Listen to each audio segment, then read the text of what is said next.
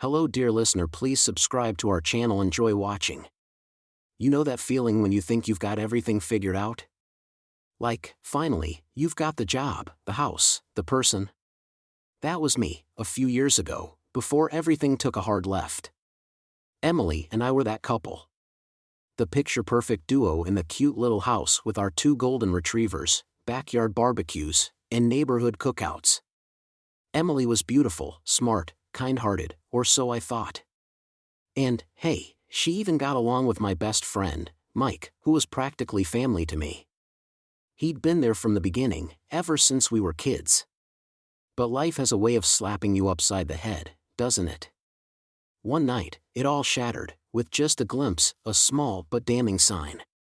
I was coming home late from work, arms full of groceries, when I saw them through the window.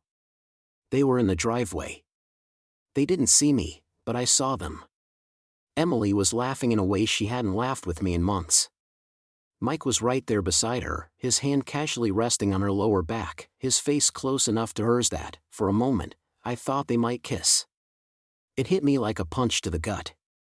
I froze, standing there in the darkness, groceries forgotten, my world tipping sideways. Most people might have confronted them right then and there. But I'd always been a thinker. And the more I thought about it, the less I liked the idea of a loud, messy confrontation. Too easy.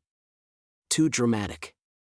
I wanted something slower, something that would seep into their bones, the way their betrayal had seeped into mine. So, I went inside, cool as anything, kissed Emily on the cheek, and told her I'd picked up her favorite wine. She smiled, but it was tight, and she looked away quickly. I stored that reaction for later, knowing I'd gotten a sliver of fear into her. Over the next few days, I laid the groundwork. Started small, you know. I didn't want to spook them right out of the gate. I began leaving faint hints around, just a faint lipstick mark on my coffee mug, an unfamiliar perfume on my shirt. Subtle things, just enough to make Emily wonder. When I'd see her noticing them, I'd casually mention feeling like someone had been around. Strange, I'd say, as if I didn't have a clue, just a hint of unease. From there, it escalated. I'd accidentally leave my phone out with a fake text conversation open, messages I'd sent to myself from an unknown number. Simple, almost innocent things like, "Can't stop thinking about you. Same place next week?" No names, nothing concrete, but enough to plant seeds of doubt in her mind. Then I started leaving notes around the house, with lines like "I miss you" or "soon," written in my own handwriting, left in places where Emily would find them. I'd watch her quietly pick up the notes, her face twisting with confusion, suspicion, and guilt. One evening, I casually left my laptop open on the couch, with an email draft addressed to nobody, reading, "I can't stop thinking about her. It feels like she's the only one who understands me." I had no idea how much time she spent rereading that draft, but when I came back to the room, she closed the laptop too quickly, glancing at me as if she were guilty of something. Around this time, I started spending more nights out. I'd tell her I had work meetings or that an old friend was in town, leaving just after dinner and only returning late at night. Really, I'd just drive around or sit at a diner with coffee, savoring my little escape from the charade. When I'd come back, she'd be sitting up, arms crossed, eyes cold. I could feel her questions hanging heavy in the air, and I'd keep up the act, playing dumb. Meanwhile, I made sure Mike was in on my suspicions. One night over drinks, I confided in him, sighing, that I was feeling paranoid. "I keep feeling like I'm being watched, man," I told him, looking him dead in the eye. "I swear, it's like someone's following me." Mike's face went pale, and he fidgeted with his glass. I kept laying out the crumbs, little by little, never doing too much at once. One night, I placed a slightly different shade of lipstick in my jacket pocket, something that wasn't Emily's shade.